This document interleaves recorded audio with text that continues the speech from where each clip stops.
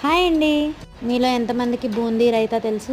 అలాగే ఇంట్లో చేసిన కర్రీ ఏమైనా నచ్చకపోతే ఈ విధంగా ట్రై చేసి మీరు టేస్ట్ చూడండి, ఎలా వచ్చిందో కామెంట్ చేయండి. దానికోసం ముందుగా స్టవ్ ఆన్ చేసి బాండీ పెట్టుకొని దాంట్లో 2 టేబుల్ స్పూన్ ఆయిల్ వేసుకొని దానికి ఒక ఆనియన్ సన్నగా కట్ చేసుకుని వేయించుకోవాలి.